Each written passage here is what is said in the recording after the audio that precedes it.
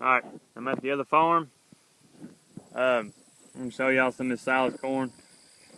I didn't press record on the last video, so it's kind of aggravating when that happens. But here's some of the corn. I don't know if you can see how tall it is, but I don't know, it's probably 9 foot or so. I shucked one of these ears, see how much corn was in it. Looks like there's going to be a pretty good amount there.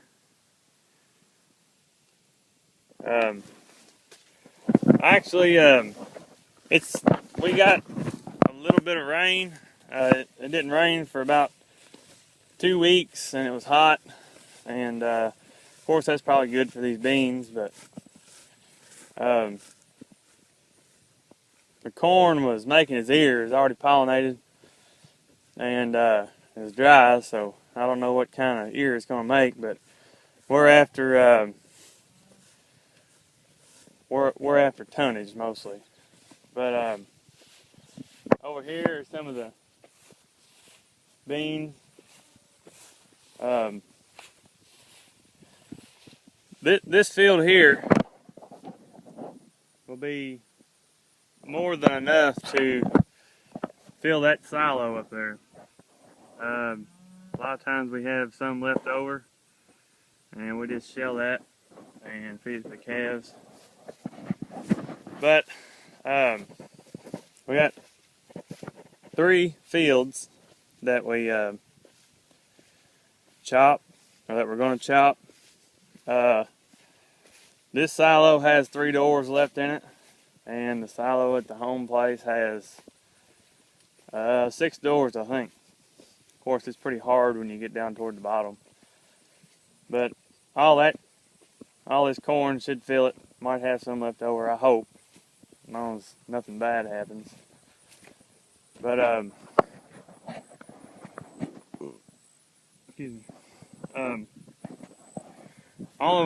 A lot of all our corn goes to distilleries. Here in Kentucky, we got a lot of distilleries, and I've been told that just about all of Kentucky's corn and a lot of southern Indiana's corn goes to distilleries. I live 7 miles from Jim Beam, and what these distilleries do is they grind that corn up with a hammer mill, and they put yeast and everything else in it to make white dog, which goes into barrels, and that's how, and after about 4 to 12 years, whatever they want to do, they get bourbon. And the leftover stuff, all the corn and everything, it's got a lot of protein. It's 18% protein most of the time, if they don't take anything out of it. And you can feed it to cattle. They used to finish cattle around here a lot on slop.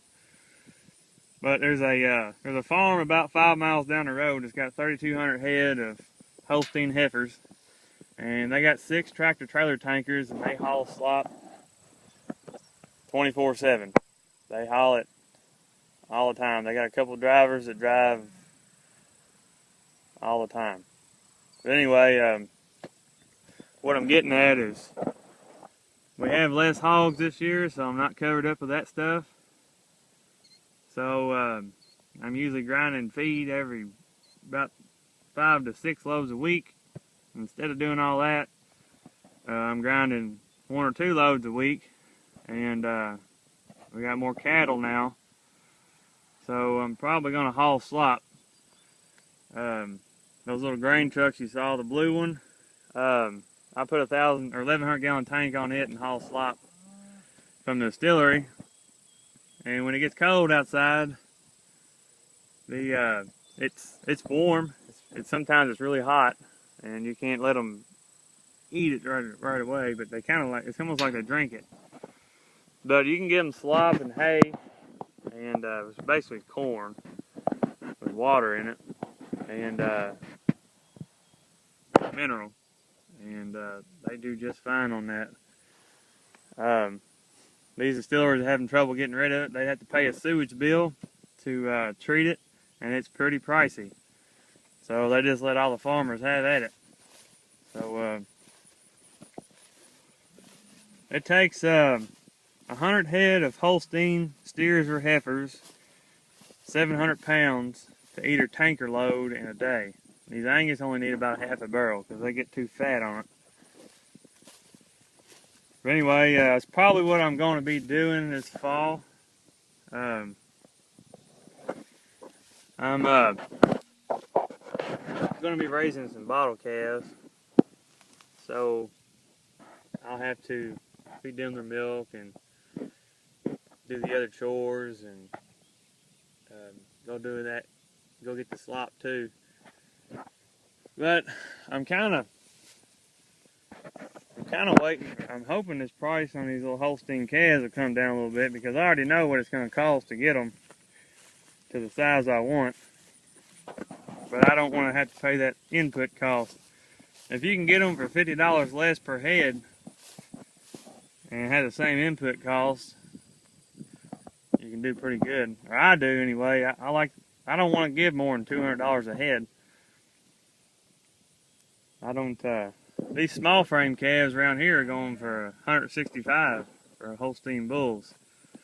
So that's more than I mean, I don't want to give that for a calf. It's gonna take